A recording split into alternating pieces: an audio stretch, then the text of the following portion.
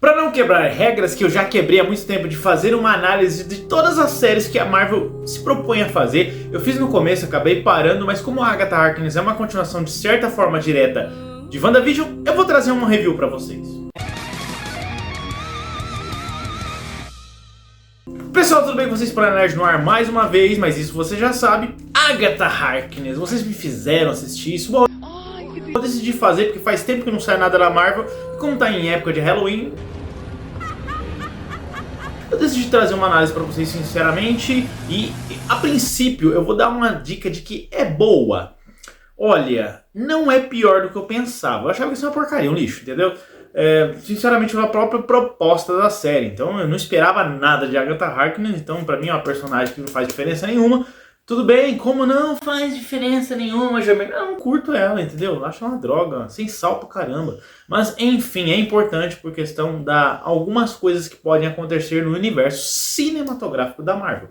A princípio, vamos lá. Primeiro de tudo, parece um CSI da Marvel. Parece mesmo isso no começo, porque ela tá lá como detetive da cidade de Westview. E a princípio você percebe que ela tá deslocada. Porque há momentos que tem piadinhas ali no comentário dizendo que ela não parece ela, que realmente ela não é ela. Se você parar pra analisar. Ela tá presa ali num feitiço que a Wanda deixou ela presa naquela cidade. Lembram disso, né? Beleza, até aí. Até que um corpo aparece na cidade e dizem que ela foi esmagada. E depois de um tempo, quando ela vai no necrotério e vê a descrição da pessoa, você percebe que é totalmente a descrição da Wanda. E depois você vê também o detalhe de Wanda Maximoff ali. E uma outra bruxa acaba encontrando com ela, interagindo com ela sobre isso. Mas calma, isso aí é assunto para mais fundo no vídeo, onde eu vou trazer a origem da personagem Agatha Harkness nos quadrinhos, tá? Investigando sobre mais esse corpo, que é na verdade da Wanda, que nós já sabemos, mas na verdade é uma referência importante, ela acaba encontrando um pingente. Na verdade, ali é um broche do século XVII com relação à deusa Tríplice, que seria, na verdade, um artefato da religião Wicca e também representa a lua em suas três faces. Representa a lua em suas três faces, que seria da donzela, da mãe e da anciã. Lembra até um pouquinho daqueles deuses de Game of Thrones, né? Estranho. Tenho perguntas pra você. Em todo caso, tudo nos leva a crer ligação direta de WandaVision com a Wanda quando ela vai atrás de um registro que tinha um papel junto com o corpo de uma biblioteca. E na biblioteca, que surpresa, né? Bem mais ou menos no local onde estava o livro que foi roubado há 3 anos atrás, época de WandaVision. O livro provavelmente que tinha a ver com Darkhold foi roubado dali. Só que, será que foi realmente a Wanda que queimou ali ou foi a Agatha? Porque quem tinha o Darkhold antes, na verdade, era a Agatha, não é verdade? A Wanda roubou dela. Se eu não estiver enganado na história. Me corrijam aí se eu estiver errado, pode deixar nos comentários, beleza? Depois de volta na casa dela, com toda a sofrência, ela entra no quarto de que possivelmente é de uma criança, Nicholas Scratch. Nicholas Scratch, nos quadrinhos, apareceu a primeira vez no Quarteto Fantástico, número 185, e sim, é filho da Agatha. E é um personagem importante que tem a ver com um Sete de Salem, que foram mencionados aí na história. Sete de Salem, na verdade, nada mais é do que os netos da Agatha nos quadrinhos, tá? Eles são 7 criaturas nascidas de Nicholas e são criaturas da toda a personificação de magos e bruxos de Salem. E foram importantes na caçada contra a própria Agatha, que acabou culminando ela.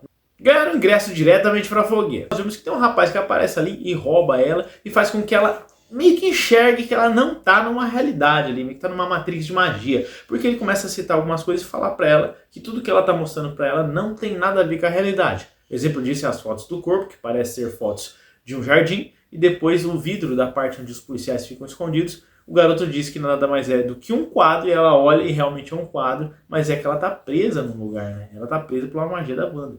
E depois disso é explicado que aquele corpo é só para dar um exemplo de que a Wanda, não é que a Wanda estava ali, entendeu? Mas é só para dar um exemplo para ela de que a Wanda, a feiticeira que derrotou ela, já não existe mais no mundo, então de certa forma ela tem uma brecha para escapar do feitiço que a Wanda deixou ela. E é um puta de um feitiço, né? Que ela tem que ficar até pelada para poder sair do feitiço. Fora isso, nós vamos ver um pouco mais daquele garoto depois nos próximos episódios, né? Porque no primeiro episódio ele só serviu para essa parte aí e dar uma referência para Eduardo de Mãos de Tesoura. Mas qual que é a origem de Agatha Harkness? Agatha Harkness apareceu a primeira vez criada por Stanley e Jack Kirby em 1970, nos quadrinhos do Quarteto Fantástico, número 94. E depois de que ela fugiu da aldeia dela, ela tentou caçar outras bruxas para ganhar os seus poderes, ela foi condenada à fogueira. E ela acabou depois de um tempo aparecendo nos quadrinhos e cuidando do Franklin Richards, que é o filho do Reed Richards. E depois de um tempo ela acabou também ajudando a Wanda com o Mephisto, a criação dos dois gêmeos dela. Então ela orquestrou meio que tudo isso aí, entendeu?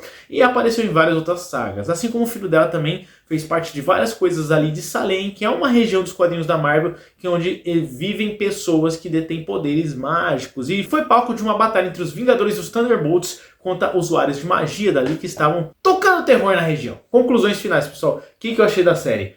Assim, se você gosta de coisa do tema mais sombrio e tudo mais, assista, entendeu? Mas eu achei um pouquinho melhor do que eu esperava, porque eu achava que ia ser ruim. Realmente eu achava que ia ser muito ruim, não estava com vontade de assistir, mas como alguns amigos meus youtubers fizeram um vídeo, poxa, se eles assistiram, por que eu não vou assistir? Então eu dei um espaço na minha agenda para assistir lá, beleza? Depois deixa aí nos comentários o que você achou, você acha que é o basicão da Marvel de sempre. Nós sabemos que algumas séries da Marvel eles tratam mais ou menos como uma série só para apresentar personagens novos ou para resolver alguns probleminhas, para não tocar nesses assuntos em um possível filme, entendeu? Já deixa o personagem nu e cru ali. Eu não sei se essa série, que eu não pesquisei ainda, já está com os showrunners que eram responsáveis de cuidar de séries mesmo, para fazer as séries da Marvel, e por isso que deu uma melhorada, porque vocês sabem que as primeiras séries, infelizmente, eram pessoas que faziam filmes, então eles filmavam tudo e picotavam como se fosse uma série. E você sabe que no começo deu certo, depois acabou não dando muito certo. Deixa a panelada no like mágico, se inscreve no canal para muito mais e até mais, pessoal.